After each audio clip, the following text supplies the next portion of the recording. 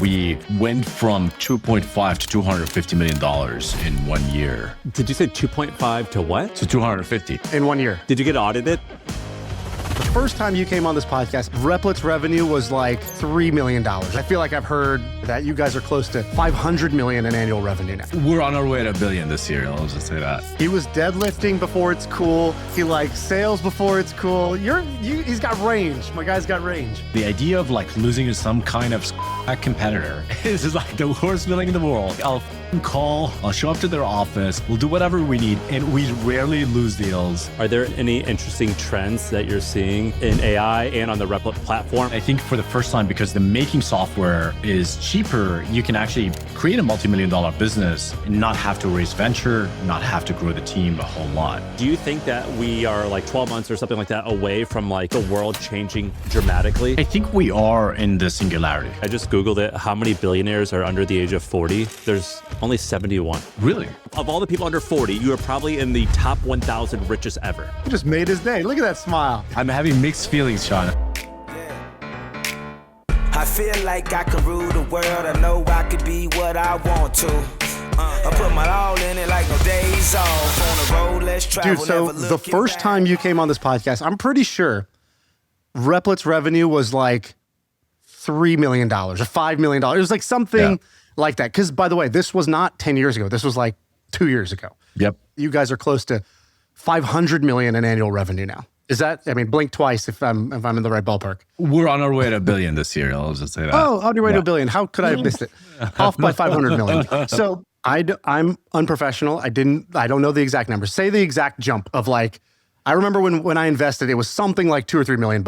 Yeah, and it stayed $2 or $3 million for a few years as we were like navigating what to actually do. We went from 2.5 to $250 million in 1 year. That was between 24 and 25. 2.5 million to 250 million in 1 year. Did you get audited? We did. We actually passed a PwC audit a couple months ago. So That's crazy. And by the way, we're gross margin positive, which is, something that is rare in the AI industry, but by a good amount as well. And we're very precise in how we calculate run rate. When you grow from almost nothing to $1 billion in revenue in 24 months, what type of there's like all these logistical questions I have. Like, what type of relationship do you have to have with your bank? Like, did you prepare your bank where you're like, bro, that's your question?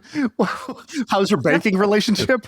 Dude, there's so many like logistical questions. Like, for example, what are you doing with that cash? And how are you managing spending it and investing it as fast as you're making it? Things like that. Like, there's so many logistical questions around literally. It's sort of like when Pablo Escobar was a drug dealer, he was saying like, we can't get enough rubber bands for the money. Like, we don't know where to like store the money.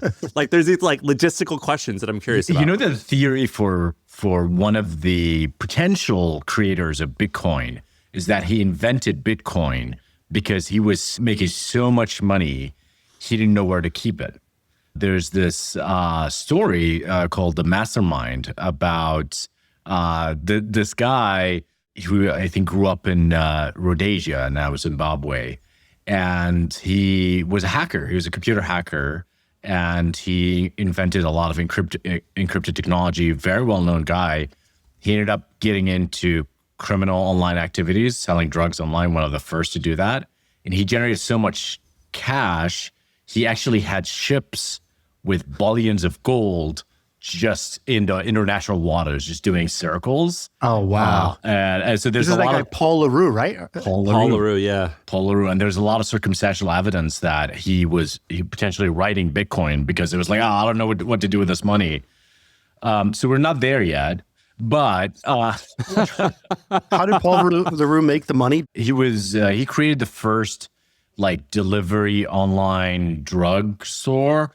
Like, do you remember, Shaan, like in the early .com where like you would get spammy emails where it's like, buy Viagra online? The early days, as in yesterday? Yesterday, early in your morning yesterday? Earlier today, yeah. I remember that. He like kind of pioneered that. Is that right? I mean, he was one of the biggest guys. Like, he had like thousands of domain names. He was sending millions of emails a day. He was basically one of the first spammers, like internet marketers. Yeah. And the monetization engine was selling drugs. And now there are a lot of startups that are doing it, quasi illegally, where they have a lot of doctors that are sort of approving those prescriptions and things like that. But yeah, he did it fully illegally and was wanted by the FBI and drug control and DEA and all of that for many, many years. And they caught him around the same year that Satoshi disappeared, around the same time actually that Satoshi disappeared. Going from 2 million to now close to $1 billion in run rate, it's got to be a bit of an out-of-body experience for a founder. Walk us through like the interesting parts that are not like the game that's happening on the field, but maybe just of the founder experience. Like, dude, we had to figure this out. Dude, we didn't know this. I remember waking up and realizing the chart had jumped 10x, whatever. Give us some of that. Well, first of all, I have such high expectations of myself and my team that at any given point, whatever progress we made, the question is, why haven't we made more? If we're growing, you're like the Asian mom of I am the Asian world. mom of myself more than anyone else, which is I don't really recommend. It's kind of a miserable way to live, but it's sort of like I was like, of course we're gonna make this much money. Of course the company is gonna grow this much. It was always the plan. It was always in the cars. That was always the vision. I'm also naturally paranoid. And so I was fully expecting it to reverse at any given point. And so it was like, how can we make sure this revenue is sticky? How can we go up market, go to the enterprise, make sure our customers are getting a great experience, make sure that the things that they create is not slop, it is secure, we're creating trust, not just in us, but like in the whole space. And that's this vibe coding things is possible, including doing podcasts like this is not only possible, it's viable to build businesses. And so the first reaction is adrenaline and like, let's get to work. Like, this is an opportunity. Like if we had sold or failed before before the breakout point, I would have been, probably depressed about it, but not as bad as you now have the wind in your back. And if you fail, it is fully on you. You kind of, you've lost. Like it's almost like someone passing you the ball and there's no one else in front of the basketball ring, and you could dunk, you could do whatever you want, and then you somehow do a 2-shot and fail. Right. So that's the feeling. It's incredible pressure from everyone, from the market, from even investors. Went from, hey, you got to do a layoff, you got to cut burn, to go invest, put money, do it. Right. It's like a thrill of success only lasted like, a week or two, and then became sort of the reality of like, how do you keep this motion going, and how do you scale it? And the first thing that starts to break is people. When you have a supply and demand imbalance, companies start knocking on our door. It's like, hey, we want to buy this product. Like our employees are using it. Like, how do we get an enterprise deal? And we're like, yeah, we have one person who does 3 other things, but also doing sales. They're like trying to close deals as fast as they can. I was like, okay, I've never done sales. Like, how do you actually do sales? But there's something about the universe where these people land in your life at crucial points, not always, but sometimes. And we had a VP of sales that came to us at a moment when the company was really in its darkest moment. We were about to do a layoff, and I'm sitting in this meeting room and I'm asking him, like, why do you want to join us? His name is Patrick Purvis. He had previously was a VP of sales at Zoom Info, exited, took a couple of years sabbatical, independently wealthy guy. And I was like, look, the company kind of sucks. Like, why do you want to come here? And you're like, for my last interview question, why? And he's like, look, I spent the past few years reflecting. I want to do something meaningful. And your mission of empowering people and democratizing software just seems one of the most important things to do. I was like, okay, welcome to the team. But it's not, we don't want anyone for you to sell. All right, guys, here's the thing about side hustles. Everyone wants one, but most people overthink about it and they never actually launch anything. But Because of AI, you can go from idea to your first sale in only 7 days. My old company, The Hustle, they just dropped an AI side hustle crash course. So basically what The Hustle did was they looked at things that me and Shaan and HubSpot CMO Kip Bonder, they look at stuff that we said and they broke it all down into simple bite-sized steps. Which means you're going to get a guide that gives you everything you need to launch a side hustle without any of the guesswork. So you can get it right now. You can scan the QR code or click the link in the description. Now back to the show. How grim did things get? How low was the bank balance, or how many months did you have left? Yeah. What was the darkest hour? As you call it, being the agent parent, I was also kind of financially responsible. And so we never was like, oh, we're weeks away from not making payroll. So when we did a layoff, it was more like about extending the runway.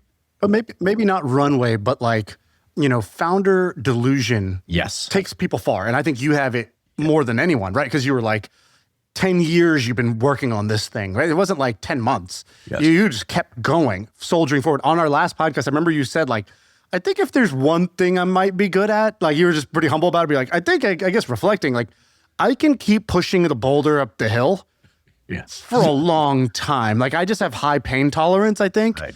That seems like it's been helpful.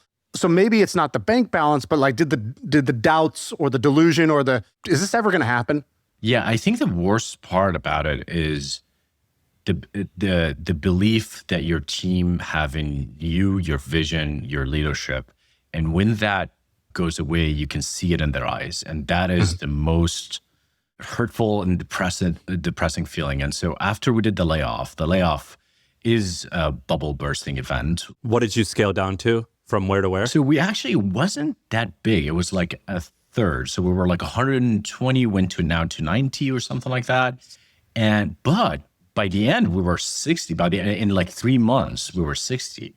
And so we lost 50% of our team, but most of it was voluntarily. And the reason is because suddenly, I've been for years getting in front of everyone and talking about this vision and mission. And suddenly it just sounded like lies and sounded like I don't know what I'm doing. And we had also, at the same time, moved our office from San Francisco to Foster City. We got a huge office. I really knew that we were gonna hit it off and scale, but I was off by a few months. So we had already gotten this office. And so the office was empty and cold and kind of dark. And so every day I go to work and just the mood is super dark. And I know that at the moment I'm going to get to my desk, someone's going to walk over, they're going to tell me they're quitting.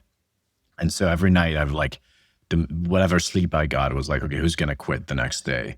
And it just kept happening. And that was really draining. And for me to put on a face and tell everyone that things are going to be okay was incredibly hard. However, there were a group of people that were working on Replit Agent. Replit Agent is the breakthrough product that we created. It actually created a breakthrough in the entire industry because this was before Claude Code or anything came out. We showed the world that it was possible to build end-to-end coding agents. And the people inside that team had almost a secret. We're on the precipice of a breakthrough. We were all kind of dogfooding it and playing with it and having a lot of fun with it. So whenever I go to the office, everything is depressing except this one room. We call it the war room. And I walk into the war room and the mood is intensely different. Everyone is super pumped. They know we have created something that's going to be super valuable. So I had this night and day, almost schizophrenic feeling of, large parts of the company and the business have totally lost faith in me and the company, and then a small part that were totally engrossed in the possibilities of AI and what we were inventing. Sam, can I just say, forget the numbers, man. What he just said was the realest shit someone said on this podcast in a long time. The way you describe that feeling as the founder when you walk into the office and your shit's you don't have the hot thing right now. Right. And you've been telling everybody, and you could see when they start to lose faith. I've experienced what you just said. You just described my childhood trauma as a founder. I didn't even realize it. I didn't even know until you said those words. I was like, I have felt that. it's depressing. Then somebody emails you for like, hey, can we meet tomorrow? You know they're about to quit, and you're like, it just got harder. And I don't have it in me to convince them to stay. Like, why would they stay? Why would they Hey, stay? Yeah, exactly. That thing you just described is so real. Yeah. And I just want to give you props because I don't think most people ever really talk about what that feels like. And now it's great to talk about it now because like, it didn't just end sadly. That's the best thing about success is reminiscing in a more positive way about the failures and everything that goes wrong. But the other one is, you mentioned investors, is just a broader industry. I remember my calendar, emptying, and I'm no longer invited to the hot parties. In many ways, when I go to one, it's like, oh yeah, Replit. Oh, I remember that thing, And what are you up to now? You're like, yeah, you still at it? And our partners were for not you. including our logo anymore, and our vendors removed our logo from there. That's dirty because it's like you didn't even have to. You proactively changed your website. Yeah. Why'd you do that? Why'd you scrub us? And it felt like a big part of my identity has been about Silicon Valley, and it's about, I've read everything I could get my hands on, every biography, and read about all the different figures from the biggest to the most obscure. And I just felt like the weight of Silicon Valley on my shoulders because I was backed by the best as well, like Mark Andreessen, Paul Graham, David Sachs, all these people are on our cap table. And I was like letting all of them down. So if this was a movie, there's a turning point, right? The montage begins. At some point you wake up and you look at the dashboard, something starts to change. You start getting emails. The music picks up and suddenly things start to move. What was the first move of that, that second act before we hit the training montage? We launched Replit internally at Replit for employees outside of the core engineering group working on it. And the first time everyone tried it, I was especially paying attention to non-engineers. Are they going to be able, because that was the mission, are we going to enable them to be actually successful using this? And Jeff is our head of partnerships, Jeff Burke. Hai and I always take Jeff as like the prototypical potential customer because like he's a consulting background, he's super sharp, but he can't configure Python to save him his life, right? So he tried it, and I remember him posting the feedback. It's like, oh, this is miserable. I failed. I couldn't like make the simple app. The first day, the next day, third day, I think one day when he posted, it's like, oh, I was able to make this thing. We're like, okay, we got it. I think that the product is ready right now.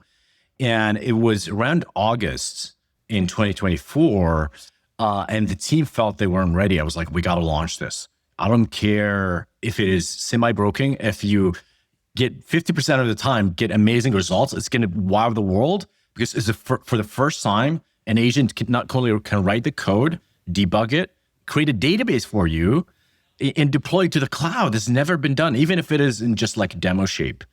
And I was, one of the habits that I picked up during this darkest hour is playing video games. I hadn't played, when I came to the US, I was like a pro gamer back in Jordan. When I came to the US, I was like, okay, I'm going to focus. I'm going to be the Silicon Valley entrepreneur. I'm going to work really hard. I'm going to, I want to be, I want to make a lot of money and I want to be successful. So I just dropped all the hobbies that I had, but I bought a Steam Deck because I just wanted something to take my mind off all the depressing stuff. They do this thing in games that was called early preview, sort of like a beta, but the intention is that you're getting a semi-broken thing, but you're expected to kind of give us feedback. I was like, okay, we're just going to release an early preview of the product, and we're just going to call it that. We're going to say, hey, don't subscribe to this thing because it might be buggy. But if you're already subscribed or you're okay with getting buggy software, join it. So in September 2024, I posted a video of me in the office, shot on an iPhone, saying, hey, like AI coding is amazing, generates a lot of code, but so far you had to do all this other stuff. Today, for the first time, we're showing you that an AI agent can do the end-to-end thing. And there were a few moments when this tweet started going viral. One of them was Andre Karpathy, who is head of AI at Tesla, early OpenAI, AI researcher, co-tweeted it and said, "This is I feel the AGI moment." And so that demo showed the industry luminaries what AI could do. People inside research firms like OpenAI and Anthropic reached out to us and told us we did not know our models are capable of doing that. And so that moment was like, okay, we have something here. And then the revenue first day made like $1 million of ARR. Second day, $2 million. Were you just like hitting refresh constantly? Yeah, Amjad must be on a call. He's been in his office all day. What's he doing? Just hitting refresh. Yeah, the whole time. But at the same time, we were just hustling to make the product better. So basically, in like 2 days, you made more revenue. Yes. You like beat your 8 years of annual growth in 2 days. That's got to be a crazy feeling. I've always heard from other entrepreneurs is that the feeling of product market fit is like stepping on I don't know who said this. It's like stepping on a landmine. And I knew that we didn't have it for a long time. That's why we pivot. And then that felt like stepping on a landmine. I was like, okay, we got it. Now we go from there. All right, let's take a quick break. And I got a question for you. When a buyer asks AI for a solution like yours, does your business come up? Most companies have no idea. And by the time they found out, they've already lost the deal to another company that did. HubSpot has AEO, which helps you show up in the moments when the right buyers are looking for a company like yours. Before the first click, before they fill in the form, that is the moment HubSpot AEO is built for. Check out HubSpot.com, the agentic customer platform for growing businesses. Sam, I don't know if you ever met him when you came to my office. There was this young guy who used to work out of our office. Furkan had basically like adopted these kids. They were on the East Coast. They wanted to come to Silicon Valley. They didn't have money. He's like, here's some money. Yeah. They're like, is this an investment? He's like, no, this is money. You just have this in your account and you come sleep on my couch and you work out of my office and like, get going. And so these two young guys, they were probably 20 years old, 21 years old. They were working out of our office and they were trying to do an early version of like rent GPUs in the cloud. So they realized this was before the AI boom though. So like it was for machine learning or like you want to do like just like some research maybe, but this was before everything kicked off. But they had seen that like all the crypto miners had all these GPUs that were unused. And so they had posted on a crypto mining subreddit and like thousands of people showed up right away and were ready. There were calls, all this stuff. And then they were trying to get the demand side, but the demand wasn't there. And I was like, hey, this is a great idea. Like in theory, it's a great idea. Like, why are you guys like pivoting? Like, why are you guys worried about these other ideas? And he goes, when we did that first thing, it was like we stepped on a landmine. And so now I kind of know that's what's possible. So like, yeah, all these little signals, I know they're not real signals. And this guy's 21 years old and I'm supposed to like be mentoring him. And I walked back to my desk being like, I've never felt that. And I realized like I'd been doing startups for 6-7 years. I had never felt what they were lucky enough to stumble into on the first day. And you don't even know what you're looking for had you never felt. It's like love. It's like, am I in love? Maybe I'm in love. Maybe this is it. And then you feel it and you're like, oh, all that other stuff wasn't that. This is the thing. And I feel like for entrepreneurs, it's one of the hardest things. But I sort of it's almost bad to talk about that, not talk about it, but I don't think you should expect that because I think that most great companies have never had that. If you look at the subset of companies, most don't work. Some work okay. A handful work a little bit better. And then a very small percentage are amazing. And even amongst the amazing ones, what they're describing, what you guys are describing, they don't feel that. Like, for example, we were talking about like Mars candy the other day. Like that's been around for 150 years. And more likely than not, it was like a grind. This year was not a grind. It kind of did pretty good, but this year it was kind of a grind. You know what I mean? Like there was never like this moment where it's like, we just grew to $1 billion in revenue from 2 million in 24 months. I think you're right. It doesn't happen right away, even for you, even though it happened super fast. It's like 10 years in. But there is a difference between push and pull. And I think the companies I've seen, which is a very small handful that actually have product market fit, it starts to feel like pull. In fact, Emmett, the CEO of Twitch, I remember asking him, you did Justin TV, then you guys pivoted to Twitch. Was it obvious right away? And he basically said, product market fit's the main thing that matters. And he goes, basically, you feel like you're pushing a boulder up a hill every day. And then at some point, you kind of wake up and you realize, it's like you reached your hands out, but the boulder had already moved. And now you have to start running to catch up to it. And suddenly the whole game feels like a sprint catching up to the boulder going down the hill. It takes time, but there is a difference between like you are manually pushing the crank versus it starts to get pulled by the market. just to offer like a distinction between the different types of businesses.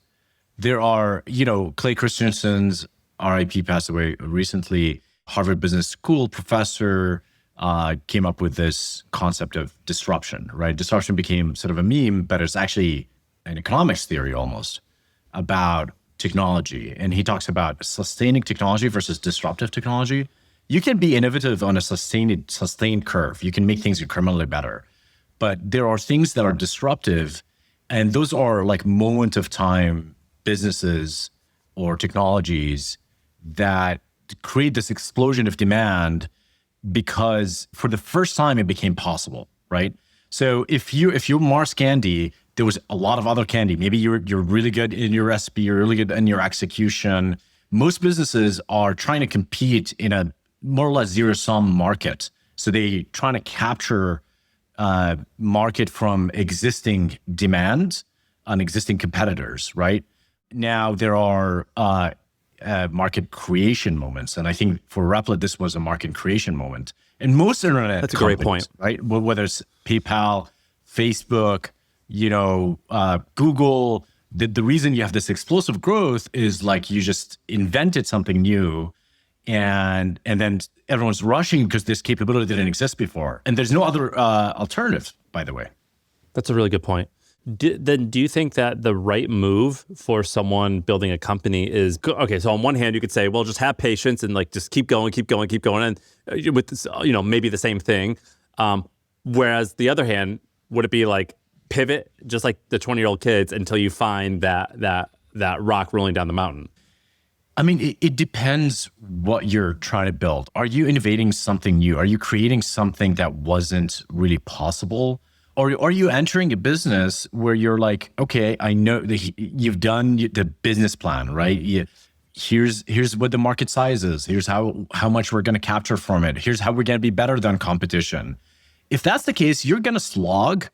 And maybe every now and then you have some kind of innovation or some kind of breakthrough that gets you a bit of a jump over competitors. But prepare yourself to be very good at execution, build an amazing team, build amazing processes, just be very good at the day-to-day execution to outcompete your competitors.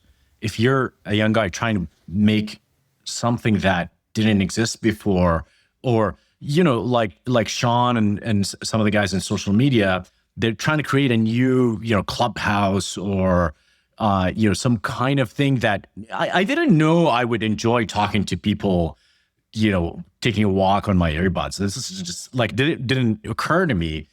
So if you're inventing something like that, you will, the point is pivot until it hits. Because if it's not hitting, you're not hitting on some human nature or element that you're finding. You're like finding a secret in the universe almost. You're a fun case study.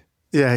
One of the reasons it's fun to talk to you is not only your business is interesting and you're interesting as a founder, but you're also a bit of a polymath. Like we were talking at the beginning of this about like the Paul LaRue, like Bitcoin. I feel like you have like a bunch of these like little rabbit holes that you've gone down. I'm curious, like what are those rabbit holes today? Because I've seen the original Replit deck, and this was what, 2014, 2015, something like that? Yeah. It's like, bro, you called your shot Babe Ruth style. So read this thing out. What was the master plan? So growth by building tools. How about the fact that in your deck, you have a slide called master plan? So growing the product by building tools for education, essentially, people learning how to code. And then build a simple network and AI-assisted interface that blurs the distinction between learning and building. That's essentially what Replit is today. Like you're learning how to make software, but you don't need to sit down and learn how to code. You're just like vibe coding and it's just happening as you go and you're kind of picking up these skills. And then evolve the platform into a place where people come to learn, build, explore, and host applications. So not only is it the development environment, but the hosting of the applications. And the hosting of the application, I think I should have another point because that unlocks the next step, which we're getting into now, which is monetization of those applications, scaling of those applications. Right now, if you go to Replit, you build something, you can just say, monetize it. And it will like integrate Stripe for you and all of that. And pretty soon, you should be able to say, market it. And I'll like... How big are the biggest apps that are built on Replit? Like, are we talking guys are making hundreds of $1,000s, set low seven figures? Like, has anybody really broken out that are just, they were made on Replit and they still run on Replit? This one is a little controversial, but Medvi, the $1 billion one-person business covered by the New York Times. Basically, they were a company that sold what? GLP-1, and the reason it's controversial is because people don't like their marketing practices. The entrepreneur, I think, already fixed a lot of these issues that people were reacting to. But he runs a big part of the Replit, a big part of his stack on Replit. And it's been, he says it's been a crucial part of their growth because it's not only just the core application, but the automations he's been up day to day. So for example, he's working with a vendor and every day he does something manual, like a marketing vendor. It's like, okay, I'm going to build this website to you. You go and you speak to an agent. The agent will give you all the information you need, or the agent will give you the assets. So he'll build interfaces for all the different parts of the business, all the back office stuff of the business. And he's the fastest person that go from idea to prompt. Even when he was on Twitter going viral, he was like building a game in Replit. And he built an experiment where he sent me that experiment where you can scroll a site with your head, so you can read something without looking at your screen. So I've never seen someone after like spending some time chatting with him be so quick to create things. So boom, create that, like automate this, automate that. That's one example. There's been a lot that, I've spoken about over the years. In the past, they used to have to migrate off of Replit because the platform was not complete. But now the platform app is actually complete and you can run a full business on it. We have a lot of venture-backed companies, such as Spellbook, I think is a multi-$100 million company, started on Replit. Magic School, I think $500 million business started on Replit. And many others. More recently, since Replit Agent, there hasn't been enough time for them to really hit massive scale, but there's a lot of multi-million-dollar businesses. For example, recently, I think they just did a round, but there's a company that's building influencer marketing for local restaurants and local shops. So you're a local restaurant, you want someone to cover your restaurant, you go to the platform, you hire an influencer, they actually physically walk to your restaurant, eat there, take a TikTok, whatever. Because now most people, especially Gen Z, they actually don't go to Google Maps anymore. If you ask the Gen Z, let's find a restaurant, they're like, go to TikTok and search. And so that's already over 100,000 ARR, like few weeks. What's that one called? Do you know the name? Try Nearby.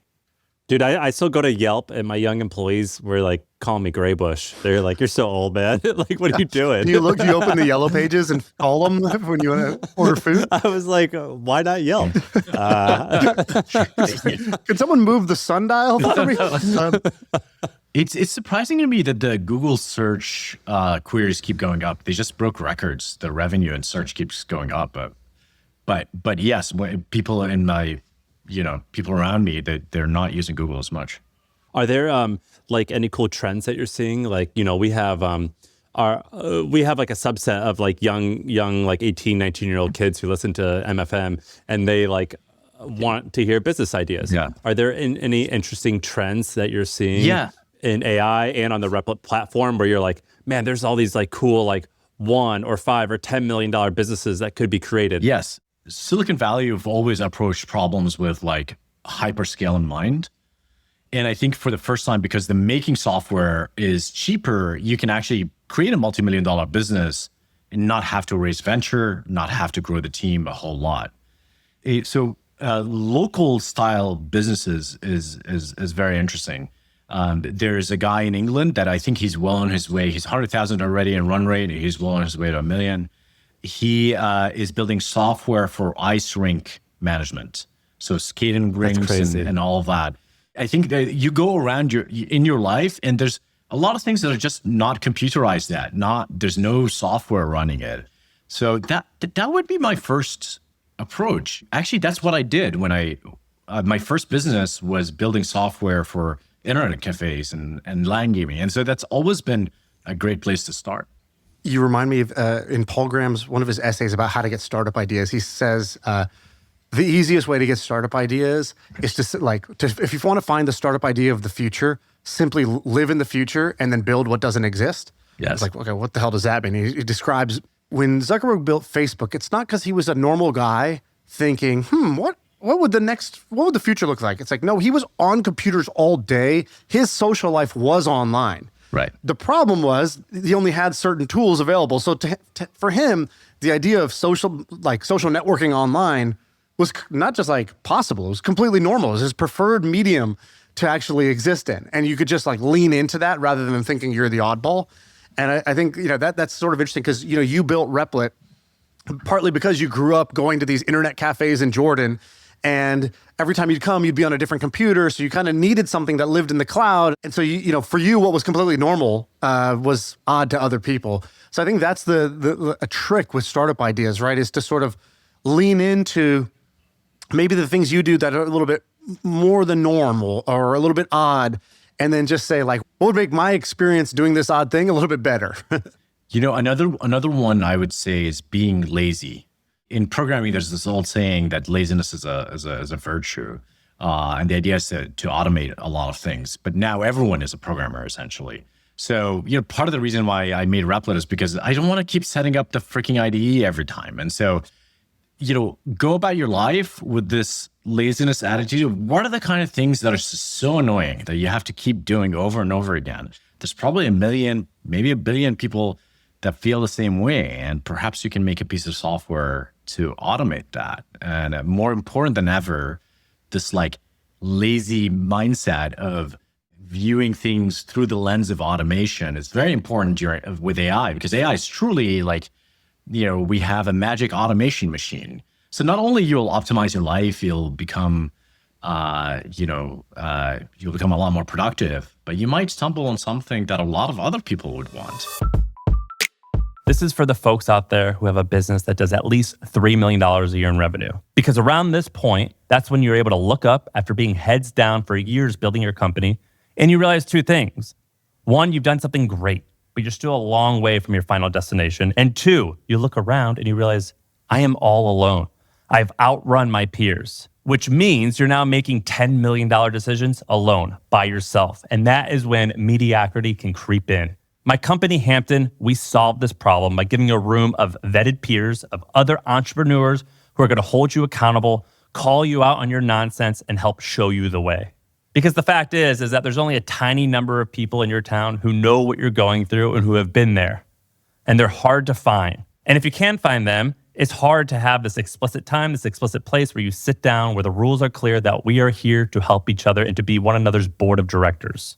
The biggest risk is not failing. You have a company and it's working. You're going to be fine. But the biggest risk is waking up 10 years from now and saying, shit, I barely grew in business and in life. And for people like you who are ambitious, wasted potential and regret is what we want to help you to avoid. We have made so many of these groups and we have 1,000+ members. And I know this stuff actually works, whether you work with Hampton or you get your own group on your own. But having a group like this, a group of people who you meet with in real life once a month, it can change your life. It changed mine, and I know it will change yours. So check it out, joinhampton.com. Hey, can you give me your opinion on this? We were kind of joking, kind of not joking a while back with the guests, and we were like, it's sort of like, we were asking ourselves, we're like, are we like in December of 2019 where we're just like 3 months away from like COVID happening and like America shutting down, and we're just like, oh, yeah, I heard there's this virus in China, but whatever, no big deal. Are we sort of like that with AI where it's like, well, Square maybe laid off a lot of people, but like, yeah, it's probably not going to happen anymore.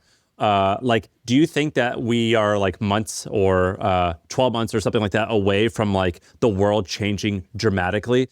I think we are in the singularity, like the original idea of a singularity. I think Werner Vinge, one of the early computer pioneers and sci-fi authors, talked about the singularity, borrowed this concept from physics. In physics, it's like the black hole, and anything that happens after the black hole is undefined. So we actually don't know it's like not knowable. So anything that is beyond that point, you can't even have formulas for, because it's literally undefined. A lot of the early AI thinkers talked about this moment of singularity, whereas it is incredibly hard to predict what happens after, because the pace of innovation is not only fast, it is accelerating as fast as it already is, meaning it is the second derivative is exponential. And so I think this is the moment we're in where, in 22, we got GPT 4 at the time, and GPT-2 had come out in 2019, GPT-3 in 2020. So every 2 years we were getting a model, and now it feels like every few weeks we're getting a model, sometimes every day. And there are these fundamental capability shifts that happen either in autonomy or cybersecurity or computer use or what have you. And every one of those capability shifts have a lot of downstream applications that need to be discovered. We haven't actually productized it yet. So it's almost like you get a bundle of energy. That's how I think of models. They're potential energy that entrepreneurs need to go figure out how to make them into products, right? And this is why it's an explosive time for entrepreneurs and entrepreneurship, is because we have this potential energy that needs to be harnessed. Now, the reason why there's like a delay is because we have this capability overhang. The world will change, but it's really hard to know whether, I can't tell you in 12 months, like all entry-level jobs will be gone. Well, what if you had to make a bet? My bet would be that I don't think unemployment numbers will move a whole lot. Perhaps they'll marginally increase. I think Dario, the CEO of Anthropic, said we're going to get to 20% unemployment or something like that. I don't know if I'm misquoting him, but he said all entry. He's a doomer, basically, though. He's on the far end. Yeah, I don't think because what I'm seeing from our customers, we have some customers that automate a lot of things, end up laying off some people. We have other customers that automate a lot of things, make more revenue, and want to hire more people to automate more things and create more products. And so net, I think there's going to be a lot of new AI companies, a lot of companies that make use of AI and want to hire more people. So net, I think the unemployment question, I think, will probably be neutral. How do you think this sort of Game of Thrones AI war plays out, right? You've got, the King of the North, you got Elon up there. He's trying to come down. You got the OpenAI kingdom over here. Google, they were in denial, but now they're here. They're making it happen. What do you think? How do you think this plays out? I like business theory. It's not always useful, but it often is useful. Hamilton Hamler wrote this book called The Seven Powers, and everyone in Silicon Valley talks about moats. Seven Powers is the theory of moats.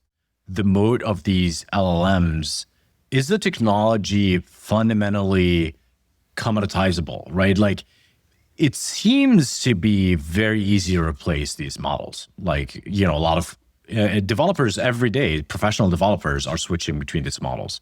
In some cases, and if you're in Cursor, it's like literally one click away to switch to the next model.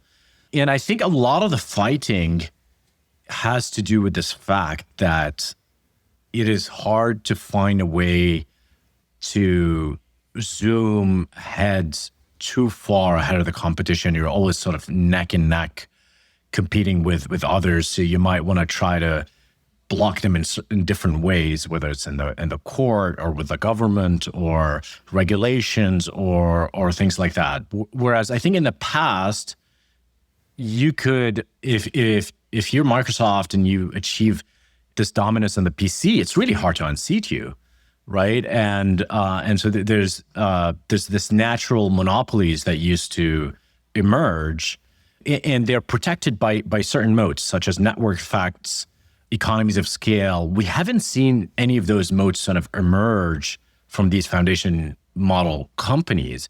And so my hypothesis is that maybe the one natural moat is capital. You need not just one-time capital to enter the market. You need continuous capital to train the current model, the next generation model, and the next generation model. And then you need enough install base and revenue to cover your costs. But that is not enough moat to keep the other big players away. So you can imagine all the big companies have a fighting chance, and all the big governments can also participate in this. And maybe China as a place where you can't really distinguish between country and company, and maybe the country is going to be doing to the foundation model market what they did to the EV market. Well, they'll subsidize the hell out of it in order to have a competing chance and maybe even destroy the market globally by subsidizing it. All of this to say is I think it is good for entrepreneurs, because if we ended up with a monopoly or just oligopoly and you're building on top of it, it is actually very hard to build a successful business because, like you said, they'll come for you. But if it ends up being a technology that's kind of easy to replace, I mean, there is a place for a lot of entrepreneurs to participate. Shaan, remember you were telling that story about the Anthropic CEO, and he was like, yeah, things are booming, but like in a weird way, I feel like I'm always like a few months or a few quarters away from running out of money because we're growing so fast. We have to buy inventory, GPUs. Are you in a similar position where even though you're making all of this money, you're having to spend more and more and more, and is profitability in sight? No to the first question. We're not burning nearly as much cash as foundation company model companies. And like, sometime last year, profitability was in sight. We had something like, 30 years of runway or something like that. Since then, we decided to spend a lot more on especially sales and marketing. And my theory on this is, or like my thesis is that there are a lot of businesses that will need help adopting this technology and adopting Replit broadly. And so and also there's this imbalance between supply and demand that I talked about. So I thought, okay, we just need to scale the sales team. And so the sales team was like 4 reps or something like that by the end of last year. I think it's going to be more than half the company by the end of this year, which is very surprising for me to say because I was always like a sort of a tech. Yeah, how's that feel to be around a bunch of regional sales managers? I love it. I didn't know, because I think I'm a sales bro. I am a sales bro. I am a sales bro. I think I'm weird as far as tech nerds. Well, why do you love it? This is actually really, we laugh because it's funny, but this is actually quite interesting. He was deadlifting before it's cool. He likes sales before it's cool. He's got range. My guy's got range. Well, why do you like it? Because I used to hate salespeople. Then I realized that salespeople, like all these whining and dining, it actually works and they do create demand. Yeah. Yeah. And I'm like, oh, okay. You serve a purpose. It's more of a contact sport than consumer. Like a consumer, you do something and then you do an A/B test and maybe 2 weeks later you find out whether it worked or not. And there's this huge delay and there's so many things outside of your control. There's like hype in the market that affects you. Someone writes about you, you go viral and then you die down. Or it's like there's almost like the weather. You can't really control a lot of it. Sales is much more, like I said, contact sport. Like I can apply effort and whether we get the win or not is somewhat much more within our control. And so if I hear like some kind of deal is at risk, it activates me so much because the idea of like losing to some kind of comeback competitor is like the worst feeling in the world. And like I'll call whoever I need to call. I'll show up to their office. We'll do whatever we need. And we rarely lose deals. In the few times there was like a potential of losing a deal, we just pulled out all the punches. And the company just, because Haya and I, Haya, my co-founder and my wife, is also a hybrid competitor. She also lifts and does boxing and all of that. Haya and I like built a culture that's incredibly competitive. And so we get activated by this. And then when we win, it just feels good. It's very real. It's like very different than seeing a number go up like that, right. Wait, so I had heard about this. Your wife is your partner or business partner. That's pretty cool, I think. I mean, it's cool when it's cool. What do you get? Cool, yes. Yeah. And what do you like most things. When it's tragic, it's disastrous. Yeah. How's that? I think that having Replit being so hard as it is, and it was, if we weren't in it together, I think it would have definitely driven a wedge between us because you're both entrepreneurs. You know how much of your life energy startups take. Like they literally take your vitality. You age. I had hair when we started the company, and so in life you have limited amount of energy, and you direct it towards your spouse, your kids, your work, things like that. But then if something is like this sucking energy, this sucking everything, time and energy, eventually it'll just strain your relationships. And I For a long time, like a lot of my friends just didn't hear from me. Like I kind of disappeared in many ways, and still in many ways, I would love to spend more time kind of checking in with friends and keeping connections alive. But the fact that we're in it together, I think, made our relationship stronger, because those dark times. And having all the shares in the family, I mean, that is pretty cool. That's cool too. No, I mean, I'm not being funny. That's cool. I think Shaan used to work with this guy, Michael Birch, and him and his wife started a company, and they sold it for like, I don't know, $600 or $800 million. And it was like their family, like, got 2 times rewarded. But you have to be cool. careful. A few things. You have to be careful not to like make these mission decisions on the weekend and show up and it's like, hey, decision done. Have to be careful not to bring, the tone you bring at home to the office. Don't make it awkward around other people. It's very easy to make it awkward around other people. You have to work harder to ensure that this is meritocracy, because, I come from a world that is less meritocratic, that is more based on who you know and what you know. And family business are very common in that world. The problem with them is that people join the business and they expect if they're not part of the family, they're not really their work is not gonna matter as much, right? And so you have to be very clear about performance and set high expectations for yourselves and be communicative about it, and also always open to the potential that there are other people that are better at running the company than you are. You said you read a ton of biographies, and especially with this kind of shift into sales mode and being like, I get to play full contact startup. This is amazing. Who are the founders that either most resonate with you in their style, or you respect something about them, or a story that you find yourself retelling a bunch, or telling your team, that's been kind of inspirational for you?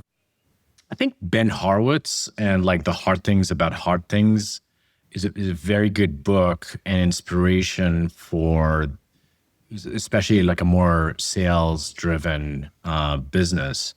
That's a good one. I read it a while back, and it has a lot of really interesting stories about doing deals and losing deals and hiring salespeople. And then, after I watched Pirates of Silicon Valley, I started learning about Bill Gates. This is another really good, old school, very unknown biography, Hard Drive. It's like in the 90s about Bill Gates.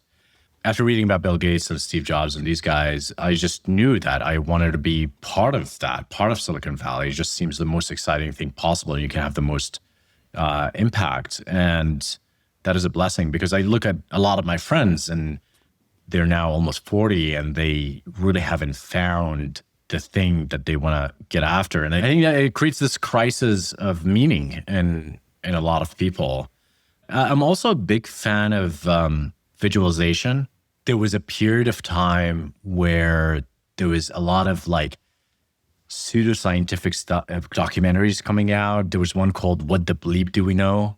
It's like about quantum physics and visualizations. Like if you put the vibration out, the universe will reward you. Yeah, I kind of believe that. I do too. In a weird way. And I can't really disprove it, but tell you a few stories. I wanted to be on Rogan's show. I was like, I've done all these shows. I've done Tucker's show, My First Million, all these shows. I was like, I want to be a Rogan. And I was the big dog, the big guy. I'm sick of the JVs. No, I mean, you guys are amazing, but how do you even get on Rogan? I started like sort of visualizing it. I was like, what would I talk about? What would I tell him? How would the interaction be? And things like that. And a few weeks later, I get a message from 2 people, Mark Andreessen and Lex Friedman. And they both asked me the same question. Hey, I have a friend whose daughter is entering a entrepreneurship competition and wants to make an app. And do you know anyone who can help her? Like, can you help her? It's like, that's odd. And I remember replying to Lex Friedman, and then he ghosted me, and then I replied to Mark. And it's really odd. I got the same message from Lex. Who's this person? It's like, yeah, it's Joe Rogan. It's his daughter. And I said, I'd like to help her. Like, I'll freaking build the app for her. Like, introduced me. So he introduced me to Rogan. Rogan introduced me to his daughter. And I say, let's get on a Zoom. I get on a Zoom call, and it's like 4 high school girls. And they're very bright. They have a business idea to connect Gen Z to local businesses for jobs. And they're like, I'm going to teach you how to make applications, and you're going to make it. And so I open Replit, and like, here's Replit. Here's what you do. You just, type in your prompt, and let's check in next week. Next week, we check in, and they already made like half the app. And by the way, Replit Agent was early on. It was still running into some problems. So every now and then I'll jump in and like help them with one thing. But for the 95% of it, they built it themselves. And I'm always of the belief of like just provide value and like just don't ask for anything in return. It wasn't like, okay, I'm doing this to get on the show. I think that would be the bad mindset to have. I kept mentoring her, and I gave her advice on how to win the competition. It's like, look, none of your peers will have an app. You're the only one that's going to have an app. Everyone will have slideshows. Before you do the pitch, go send the app to all the judges. And that way they'll know you're the only one that actually went above and beyond. And they present it and they win the competition. And by the way, Joe, I think, might have thought I am some kind of contractor. Like, he didn't know I didn't introduce myself. And so I sent Joe a nice letter and I told him a nice message. I told him, look, I'm, very, very bright daughter. So glad I could be part of this. I would love just 5 minutes of your time to kind of introduce myself and my story. And so he's like, okay, I'll call you tomorrow, whatever. Tomorrow comes, he didn't call me. And then texted him, I didn't hear back. So I gently told his daughter, I was like, I would just like a phone call with your dad. And so she's like, okay. And then phone rings and it's Joe Rogan. And it's like, about 90 seconds in, we're talking about MMA.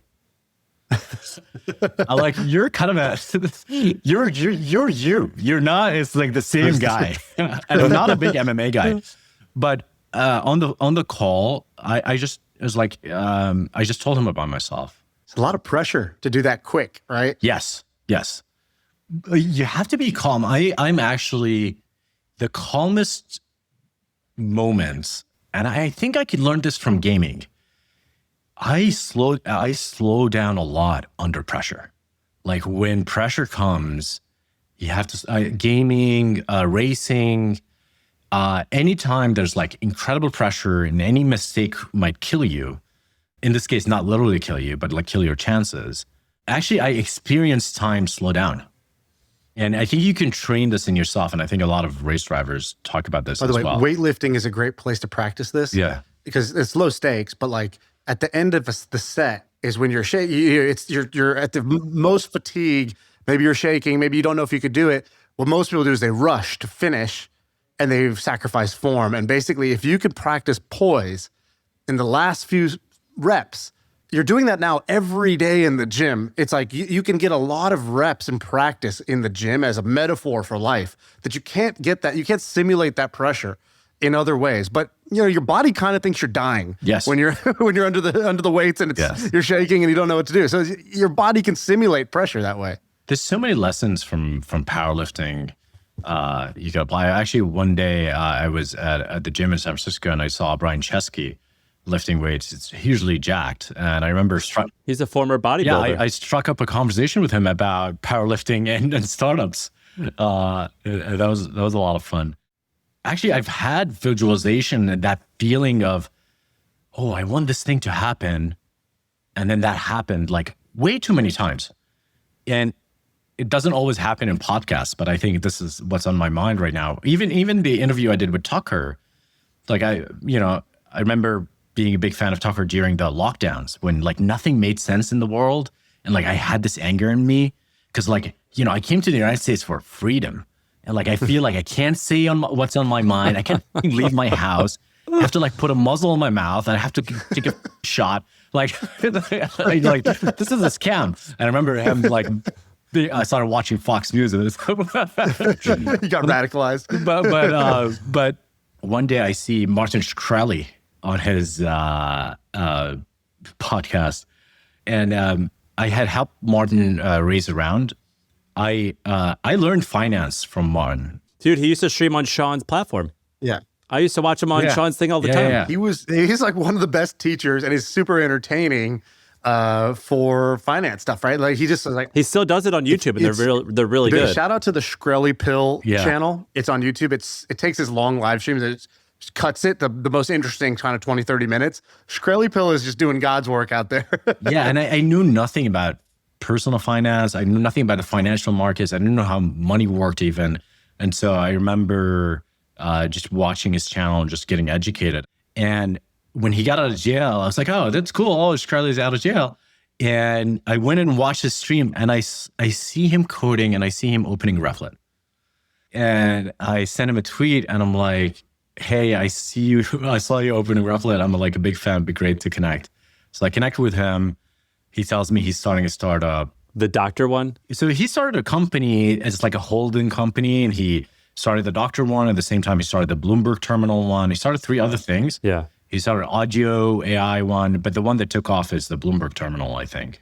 And they're now like multi-million-dollar with revenue. stuff like this, I'm always curious, right? Because when somebody literally comes out of jail and then you're like, you could, I like to streams too, but then in terms of like investing, there's obviously a big, you kind of got to do your diligence of like, this guy went to jail for some sort of wire fraud type of deal. Am I going to be a part of that? Like, I guess I'm just curious how you mentally think about it. Are you basically like, it's retard maxing, you don't overthink it, or do you go and you kind of go get first principles answers for yourself? Like, what do you do?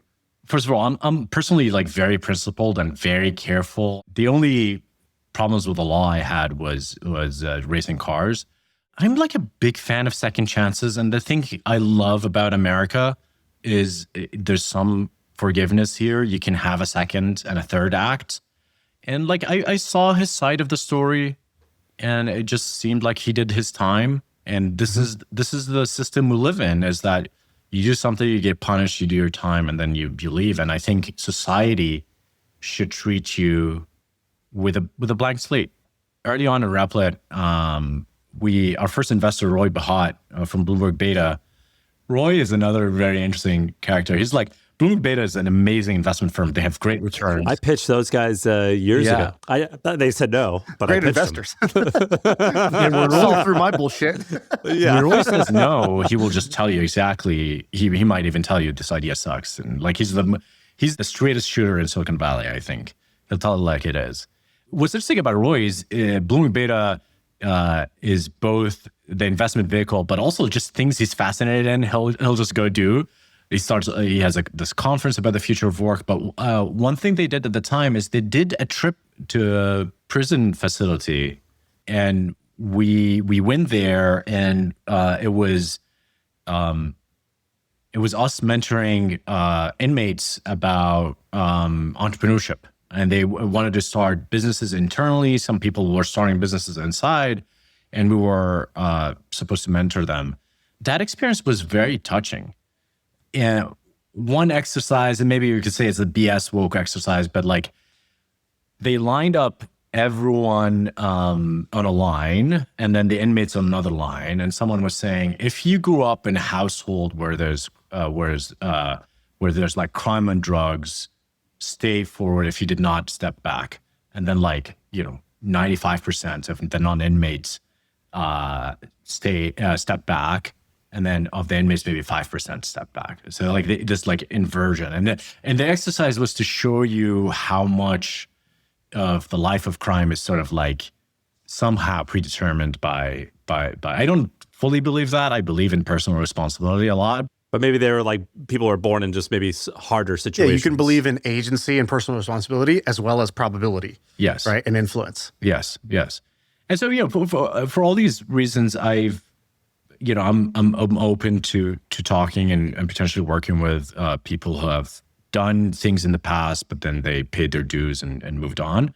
And so it just felt like this is someone who helped me indirectly learn valuable skills, and I want to help them. One of my favorite, I I married into an immigrant family. Shaan comes from a family of immigrants. What's it feel like from, you're an immigrant to like be living the American dream?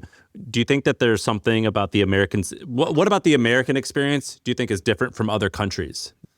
I think America's vision of itself, at least the kind of liberal American vision of itself, was like about tolerance and inclusivity. And there's a lot of truth to that. Like, I think it is very easy to be anywhere else, maybe in Europe, perhaps the UK is an exception, and feel like an outsider. But in the US, especially in like, New York, San Francisco, these places, you just feel like anyone else. You just feel like you're accepted, and you have as much of a chance to make it as someone who was born here, and that's incredible. And I don't think that's fully appreciated, especially because America is so self-critical when it comes to these things. But there is a lot of tolerance for difference in this country. And then there's just the spirit of innovation and openness to ideas. Like, ask anyone who grew up anywhere else, quite literally anyone else. And the experience of entrepreneurs there is to have an idea, and the likelihood of your friend telling you you're retarded after you told them that idea is like 90% plus. and that was always my experience. I always safeguarded ideas, not because I didn't want other people to copy them, but more like to protect those ideas, because like they're fragile beings. America and San Francisco, Silicon Valley, especially a place where you talk about these ideas and they grow, and the problem is like they grow too much and they become radical. Let's start a ship island country, and they become always like weird things. So there's like an opposite problem of they snowball and they become. Yeah, but that's a better problem than I've got a lot of my immigrant buddies. They say back home, I tell people about my ideas, and they're like, "Shut up, dude. Let's just be plumbers. Like, don't stand out." Yeah. Don't stand out. Exactly. That's the usual thing. When I moved to San Francisco, because it's not even just America as a whole, like San Francisco specifically is on the extreme edge.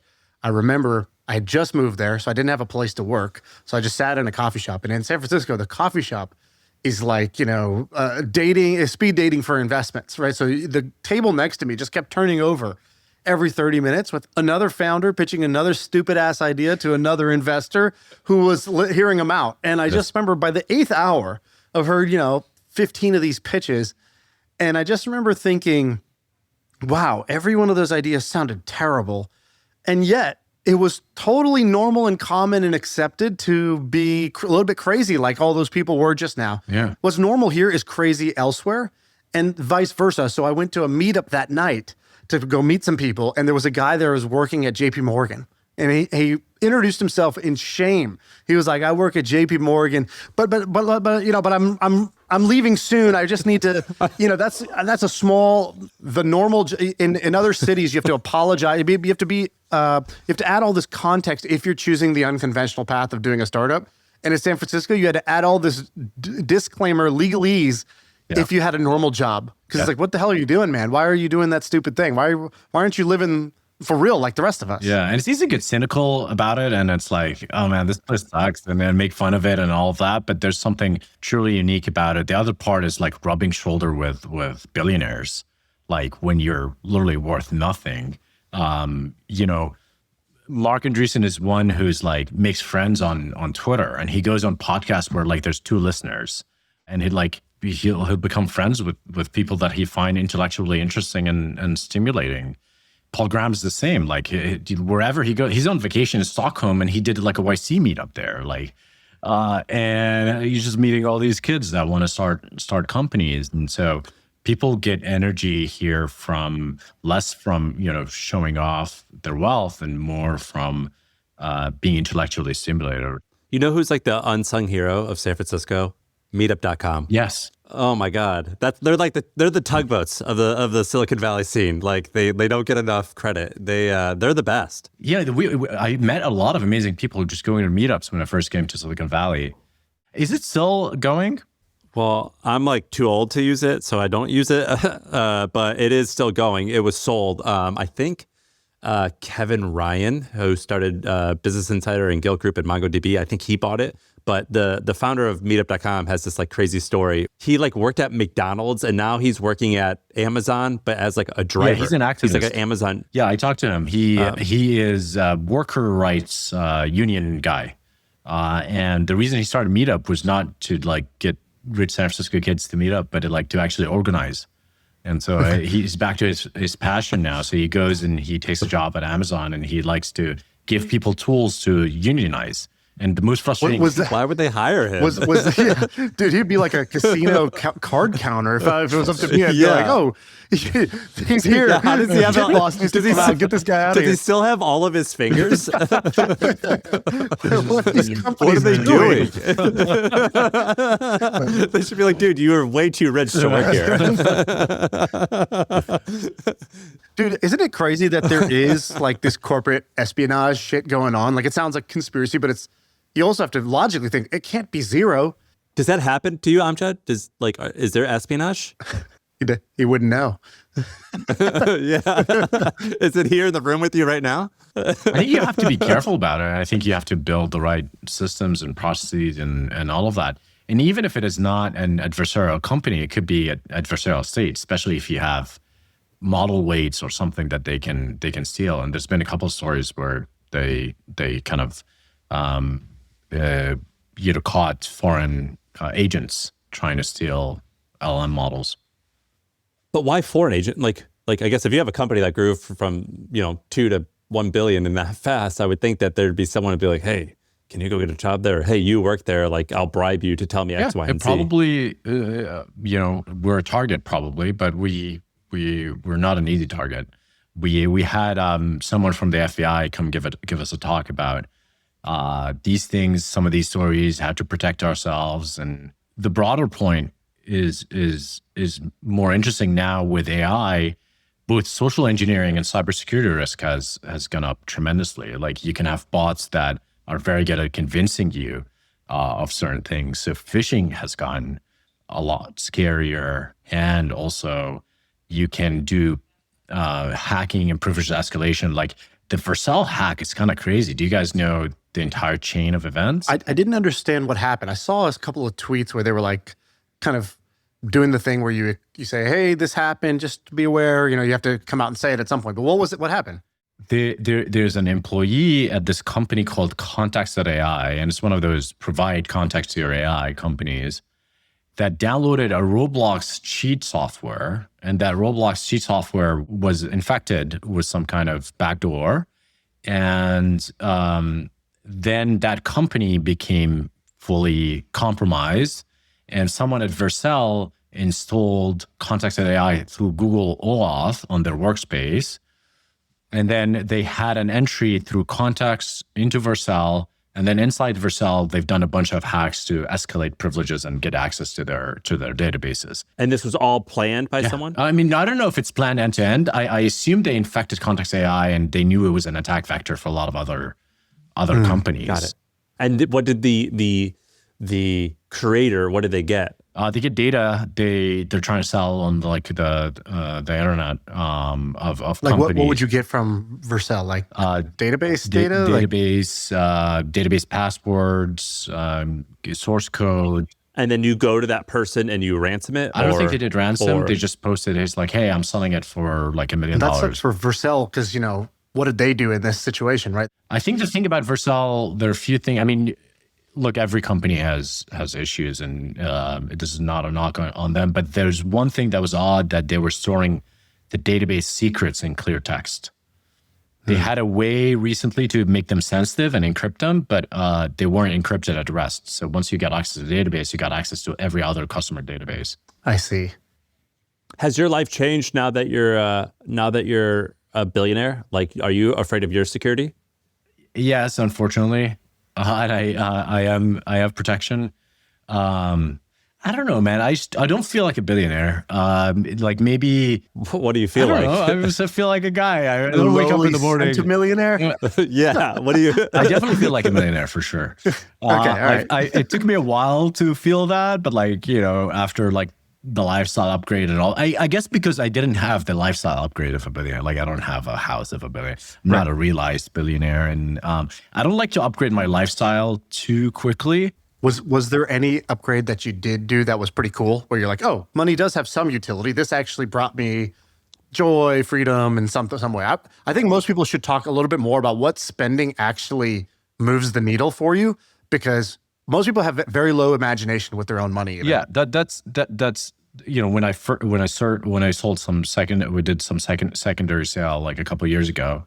I think most of it comes down to honestly living a healthier lifestyle and saving time. So a chef is pretty awesome. Being able to eat exactly what you want and eat healthy. Like even when you go to DoorDash and you try to search for the healthiest food, it's still shit. It's a pain in the ass, yeah. And so it just makes you feel better. It just becomes effortless to maintain your weight and maintain your discipline. Getting a coach, you'll have to cycle through a few to find someone that you like. Getting someone who shows up at your door. And so, creating that lifestyle, a lot of it is about hiring other people. But you can't overdo it. And at some point, I think we overdid it a little bit. And you want to be also careful with, you mentioned security, but there's a lot of people who want to leech in different ways and scam you and do all sorts of nasty things. So I think you can expose yourself to like too many people. Your house also starts feeling like the office. A hotel. The office, people working out of there. I'm like, man, like I want my kids to have like a normal life like we grew up. Did you, it's crazy. I just Googled it. How many billionaires are under the age of 40? There's only 71. Really? So, yeah. So of the, I don't know how many, 7 billion, people, like you are in probably Look at like, that smile. You are in probably the top, like, I'm having mixed feelings, Shaan. It is very interesting. Well, you are in the 1,000, probably of all the people under 40, you are probably in the top 1,000 richest ever. Well, that shows you I haven't really reflected on this all that much. I'm just like, keep going. Build more. Yeah, you're like, I know how much I want, and the answer is more. That is the perfect. Not in terms of wealth and money more. It's in terms of success, impact, and enough reserve to actually have an impact on the world and do the things that I want to do that I think are positive. By the way, getting a really kick-ass car, the moment you get any kind of money is the most important thing you could do. What did you get? I got an AMG GT Black Series. Nice. I got an AMG E63 wagon. It's amazing. When I got mine. Love it. AMG is I think underrated because it has the luxury but also the class. I bought an e-bike with a burly wagon behind it, and my kids fit in that. And that's what I ride around everywhere. Amazing. I think there is, now there's like a lot of hate. Some of it is deserved for Silicon Valley, but part of it is because like they think people like potentially hate us because of our wealth, but like we should like dress down and not show our wealth as much. But I think it just becomes more inauthentic. Like when you look at the ballers on TikTok or Instagram and you look at the comments, people love them or balling. But you look at the comments when like some tech CEOs saying some dumb shit, like everyone's gonna lose their job. It was like hating them. And I think just like being a little more normal. And the normal thing to do is when you come about some money, it's just like buy some cool shit. We love having you on, man. You have this perfect balance of like being wise, but also being audacious and fun to hang out with, and yet you got this Yoda sensibility. Intimidating. Also, he's a formidable guy. Yeah. You got it all, man. No, you're a blessing, and we're so happy. We sort of got to see you a little bit in the before phase, and that's really exciting for us. I love that I'm coming here at different stages of my life, and I get to look back on that and reflect. And you guys are doing amazing things. I think we share the same mission of empowering people. I think that it's incredibly exciting time that wealth is accessible to more people. We're just trying to get rich. Yeah, I hope a lot more people get rich. I hope a lot more people get their first million and come on here and talk about it. And we hope they use Replit along the way, dude. Thank you, guys.